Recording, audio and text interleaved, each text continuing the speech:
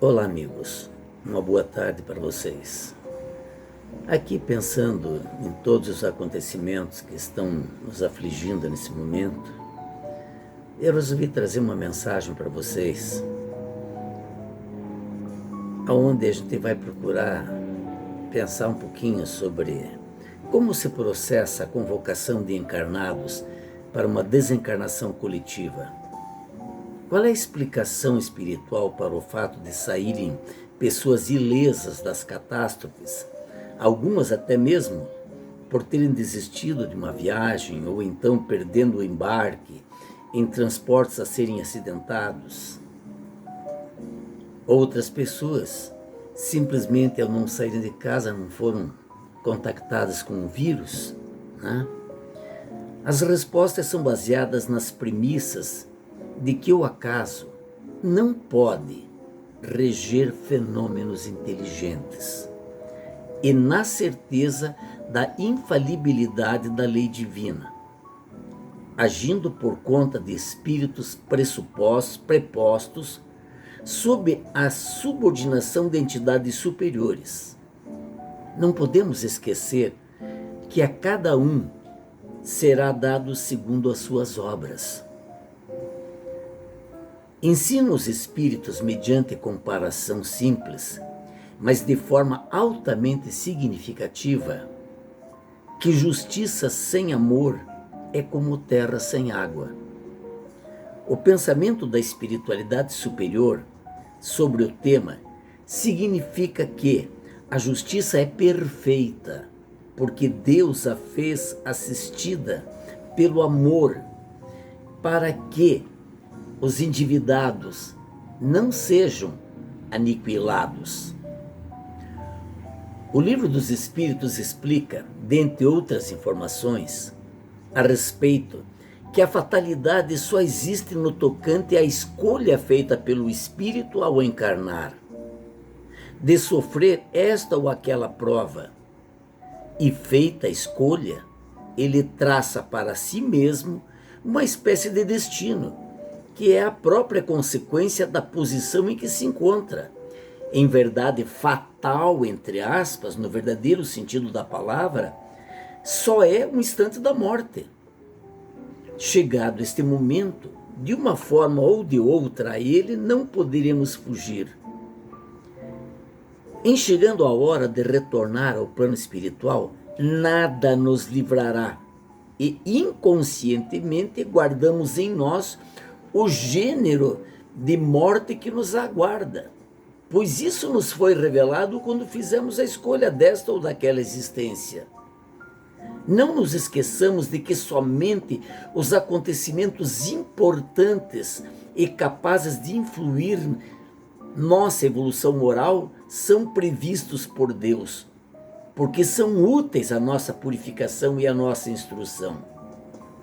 Nas mortes coletivas, como os casos tão dramáticos ocorridos nos recentes acontecimentos na Itália, somente, e na China também, e no mundo, somente encontraríamos uma justificativa lógica para os respectivos acontecimentos, se analisarmos atentamente as explicações que só a doutrina espírita nos oferece, para confirmar que, até mesmo nestes momentos, nesses desastres, a lei de justiça se faz presente.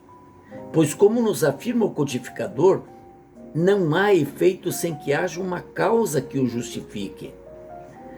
Todos os nossos irmãos que pereceram carregavam na alma motivos para se ajustarem com a lei maior, a fim de quitar seus débitos com a justiça divina, que não falha jamais, encontrando aí a oportunidade sublime do resgate libertador. Salvo exceção, pode-se admitir como regra geral que todos aqueles que têm um compromisso em comum, reunidos numa existência, já viveram juntos para trabalharem pelo mesmo resultado e se acharão reunidos ainda no futuro, até que tenham alcançado o objetivo, quer dizer, expiado o passado ou cumprido a missão aceita.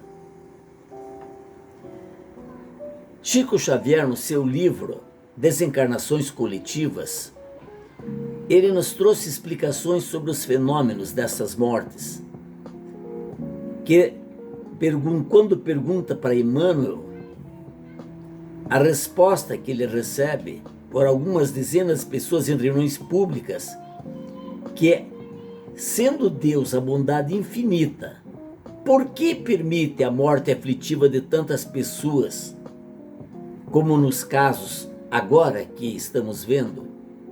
E nos responde Emmanuel: realmente reconhecemos em Deus o perfeito amor aliado à justiça perfeita.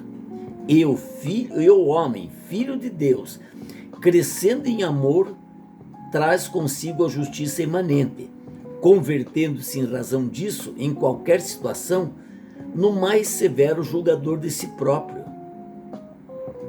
E como se processa, então, a aprovação coletiva? E o mesmo mentor esclarece: na aprovação coletiva, verifica-se a convocação de espíritos encarnados participantes do mesmo débito, com referência a um passado onde se erraram muitos, foram delituosos e obscuros. O mecanismo da justiça, na lei das compensações, funciona então espontaneamente, através dos prepostos do Cristo que convocam os comparsas da dívida do pretérito para os resgates em comum. Razão porque muitas vezes intitulais doloroso acaso as circunstâncias que reúnem as criaturas mais diferentes no mesmo momento de provação, que lhes ocasiona a morte do corpo físico ou as mais variadas mutilações. Diante de tantos lúcidos esclarecimentos, não mais podemos ter qualquer dúvida de que a justiça divina exerce a sua ação, exatamente como todos aqueles que em algum momento contrariaram a harmonia da lei do amor, da caridade, e por isso mesmo, cedo ou tarde, defrontar-se-ão inexoravelmente com a lei da causa e efeito, ou, se preferirem, com a máxima proferida pela sabedoria popular que diz que a semeadura é livre, mas a colheita é obrigatória. É importante destacar que no Evangelho segundo o Espiritismo, Kardec nos assinala que não se deve crer, entretanto, que todo sofrimento porque se passa nesse mundo seja necessariamente o indício de uma determinada falta.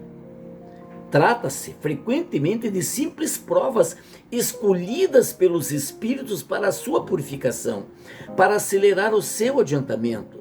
E diante do exposto, afirmamos que a função da dor é ampliar horizontes, para realmente vislumbrarmos os concretos caminhos amorosos do equilíbrio.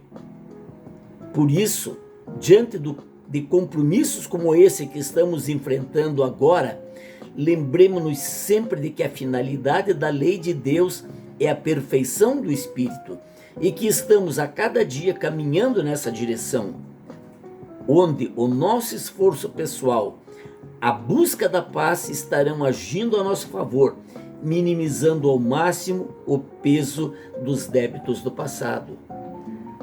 Então, meus amigos, quando a gente ouve todo esse comentário, a gente não pode esquecer: nós somos espíritas. Nós sabemos que o mundo está passando por uma transformação muito grande. E essa transformação, ela inexoravelmente vai afastar pessoas do caminho. Então, não se abatam. Mantenham sempre em vigilância os seus pensamentos, se mantenham na senda do bem. E com certeza, vocês passarão ilesos por todas essas situações. Isso era o que eu queria falar para vocês, meus amigos. Uma boa tarde e mantenham a calma.